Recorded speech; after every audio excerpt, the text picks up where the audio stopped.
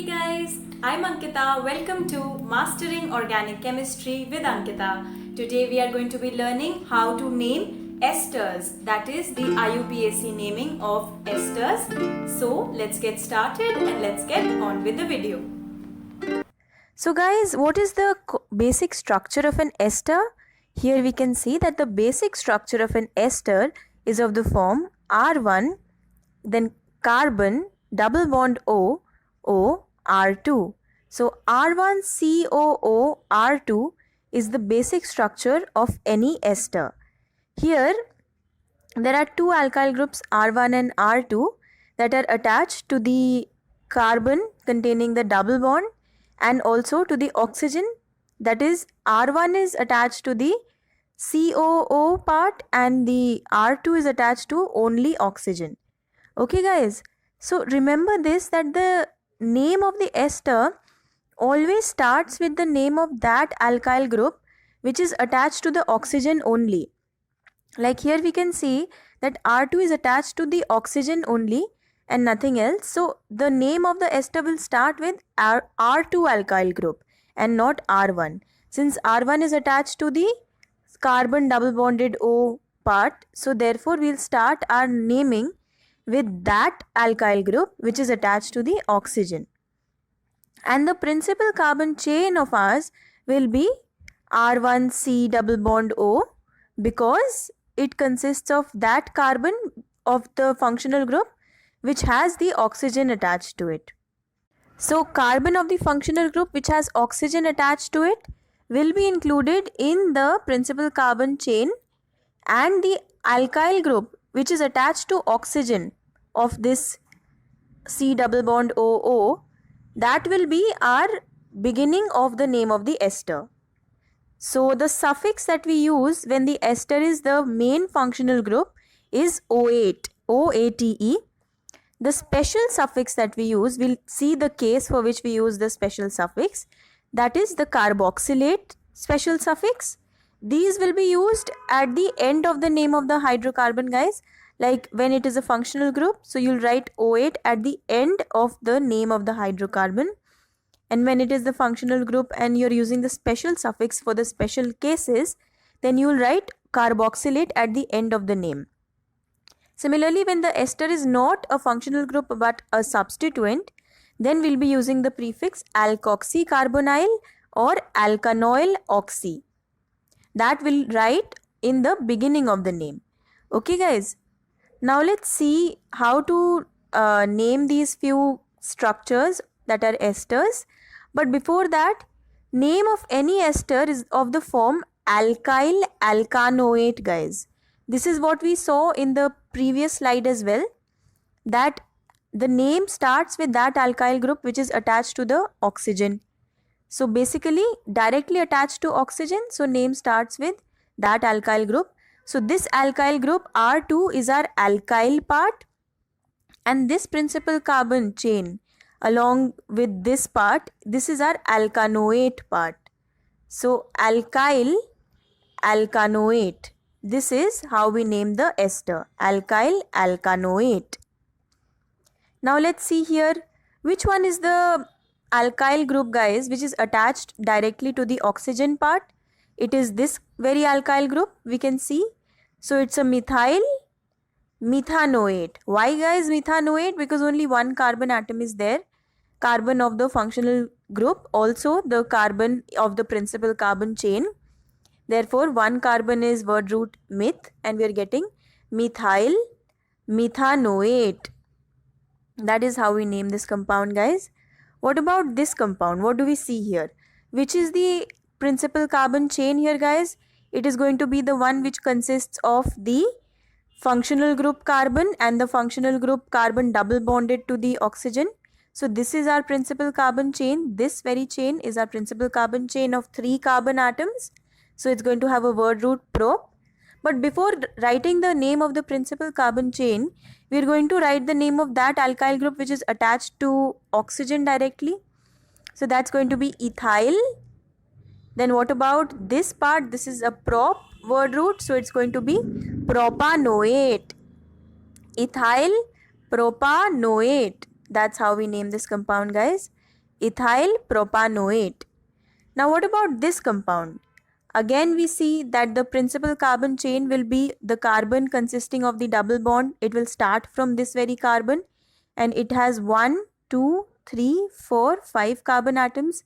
So word root pent will be there, and this is the alkyl group that is attached to the oxygen atom directly. Therefore this will be the beginning of the name of this ester. So basically this is our free valent carbon, and we're getting a 3 carbon principal carbon chain of the substituent part, and there's a double bond at the second carbon from the free valent carbon, and there's a methyl group at the first carbon, that is the free valent carbon itself. So this is our alkyl group with which we start the name of the ester, and this is our principal carbon chain which will come later on.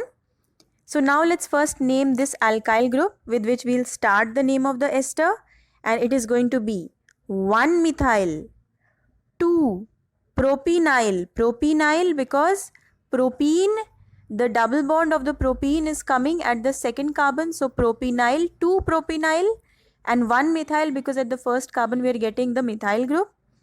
So basically 1 methyl, 2 propenyl. This gives us the name of the alkyl group substituent. So you write this whole thing in the bracket, guys. 1 methyl, 2 propenyl comes in the bracket.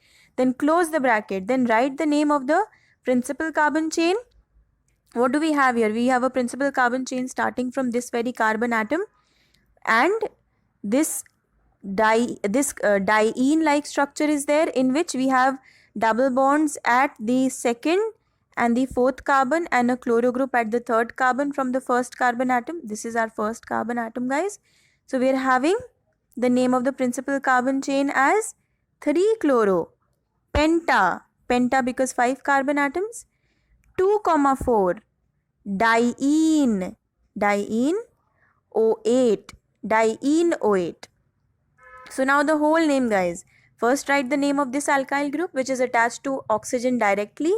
So we get 1 methyl, 2 propenyl, then close the bracket, then 3 chloro penta, 2, 4 diene O8. That's how we name this compound, guys. 1 methyl, 2 propenyl, 3 chloropenta, 2, 4 diene O8. This is how we name this compound, guys. Now let's look at the next question here. What do we have here? We have to start our principal carbon chain from the carbon of the functional group itself. So we start from this carbon double bonded to oxygen. So 1, 2, 3, 4, 5. Notice, guys, that there are 2 ester groups attached to this very compound.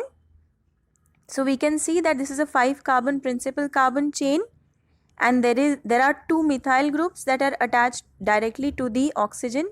So these are the alkyl groups with which we will start our naming.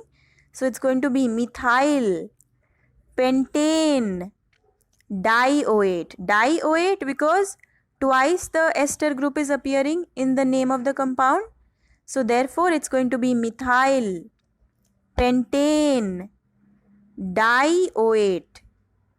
So basically the DiO8 we are writing the DiO8, guys. It means that the methyl is also occurring twice because it's the identical functional group which has repeated itself. So when we have written di here, it also justifies for the 2 methyl groups that are attached to this very structure. So we have it as methyl, pentane, DiO8.